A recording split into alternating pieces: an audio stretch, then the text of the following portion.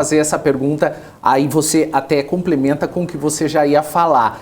Claro. Vou até pedir para colocar o Cabral já na tela, que ele já chegou, mas eu vou fazer minha pergunta antes, tá? A gente vê aí uma série de pesquisas dando aí vitória para o Lula ou colocando os dois candidatos no segundo turno, mas com uma ligeira vantagem ao Lula. No caso, por exemplo, os principais, que é o IPEC, Datafolha, Quest, IPESP, enfim. E a única que, dos grandes, né, vamos dizer assim, que coloca o Bolsonaro na frente e já colocando ele até como vencedor no primeiro turno, é a Brasmarket, que na semana passada estava dando 43% para o presidente e hoje está dando já acima dos 50%. A minha pergunta é justamente em relação a essas pesquisas.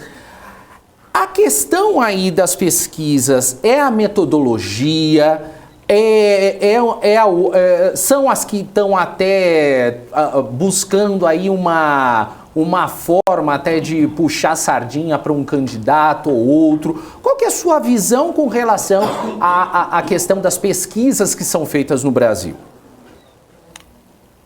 Eu sempre desconfio bastante dessas pesquisas que fogem muito do padrão, né? A gente vê que tem um erro aí, que é meio padrão em todas elas, então essas que fogem demais do que a gente está vendo, sempre a gente questiona o que pode estar acontecendo. E aí o que pode ser? Algumas hipóteses. Uma é o perfil da amostra, então se o perfil da amostra foi com sorteio em cidades que tem aí um perfil muito mais forte de um candidato ou de outro, também a forma como é feita a entrevista, entrevistas presenciais, entrevistas por telefone, tem uma diferença. Isso já existem uma série de pesquisas que mostram que há uma certa diferença entre o que é perguntado ao eleitor, a pessoa quando ela é entrevistada, se ela é presencialmente, ela pode se sentir mais constrangida e não a responder determinadas perguntas do que quando ela está fazendo por telefone. Então, todos esses fatores acabam influenciando essas diferenças. Mas, na média, a gente vê que tem aí uma certa equalização dos resultados e mostram que elas estão mais ou menos seguindo um padrão.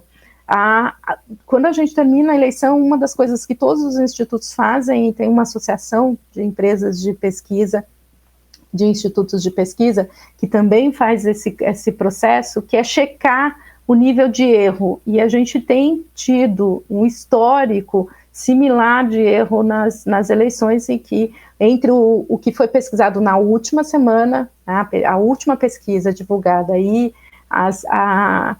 o resultado final, você tem aí está dentro dos erros que foram divulgados e o erro padrão. Então tem uma certa mitologia sobre o erro e sobre a forma como as pesquisas são feitas, mas eu sempre falo o seguinte: os institutos não querem errar, porque se eles errarem, eles estão colocando a credibilidade deles, eles estão colocando de fato a sua reputação. E as pesquisas hoje, vocês que são do setor financeiro sabem bem disso, elas são usadas para monitorar o risco. Então, ela é um fator de decisão importante. Então, quanto menos houver de erro, melhor para a tomada de decisão das pessoas, não só para o eleitor, mas também para os agentes econômicos e para todas as pessoas e para a própria campanha dos candidatos. Então, acho que a gente tem que olhar.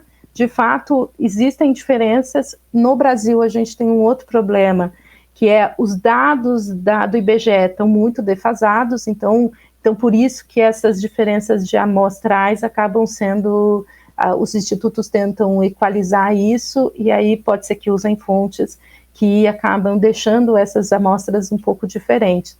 Mas acho que a gente consegue entender que, no geral, olhando no agregado, as pesquisas estão seguindo mais ou menos um padrão semelhante.